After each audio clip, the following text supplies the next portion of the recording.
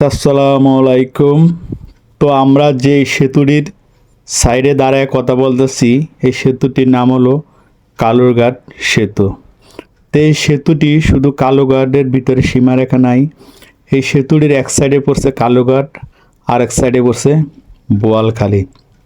তো দুঃখজনকভাবে এই সেতুটির এক সাইড বোয়ালখালী পড়াই বোয়ালখালী মানুষের জীবন মান যাত্রার অনেক ভোগান্তি পোহাইতে হয়। তো এই সেতুটি শুধু কালুঘাট আর বোয়ালখালীর ভিতরে সীমারেখা নাই, এটা আমাদের দেশের স্বাধীনতার যুদ্ধের একটা অংশ। স্বাধীনতার যুদ্ধ যখন চলাকালীন অবস্থায় সেতুটা ব্রিটিশ আমলে বানানো এই সেতু, তখন এই সেতু দিয়ে অনেক মুক্তিযোদ্ধারা অংশগ্রহণ করছে এবং কি এই সেতুতে আমাদের সাবেক প্রেসিডেন্ট বঙ্গবন্ধু জিয়া রহমান ধনুজন এই সেতুটি ব্যবহার করছে।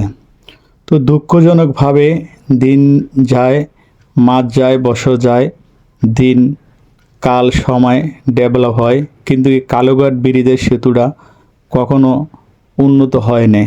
তো আমি যখন মোটামুটি বুঝতে শিখলাম, তখন 2007-এর একটু আগে ক্ষমতা ছিল বিএনপি, তখন এই বোয়ালখালীর এমপি ছিল মোর্শেদ খান। তো মোর্শেদ খানের আমলে এই ব্রিজটা তেমন একটা উদ্যোগ নেওয়া হয় না। তারপরে আমি দেখলাম যে পরবর্তীতে 2007-এ ক্ষমতায় ছিল আওয়ামী লীগ সরকার। ওই সময়টাতে এই বোয়ালখালীর এমপি ছিল এমপি বাদল সাহেব। দুঃখজনকভাবে এই সেতুটির কাজ যে এমপি করার জন্য উদ্যোগ নেয়, এই এমপি মারা যায়। তো এই বাদল সাহেব এই সেতুটির জন্য অনেক কাগতি মিনতি সংসদে অনেকবার মানববন্ধন অনেক কিছু করলো। তো দুঃখজনকভাবে উনি একসময় মারা যায়, বোয়ালখালী মানুষের জীবনই থমকে যায়। তারপরে এই বোয়ালখালীর এমপি ছিল রুস্তুম, মনে হয় ওনার নাম। উনিও করার জন্য অনেক চেষ্টা করার পরে উনিও মারা যায়। পরবর্তীতে নেক্সট টাইম সরকার প্রধান আসলো বিশিষ্ট শিল্পপতি আব্দুল সালাম এমপি। তো উনিও করার জন্য উদ্যোগ নেওয়ার পরে পলিটিক্যাল ইস্যুতে উনিও ক্ষমতার বাইরে চলে যায়। কিন্তু বোয়ালখালীর ভাগ্য, মানুষের ভাগ্য আর কখনো পরিবর্তন হয় না।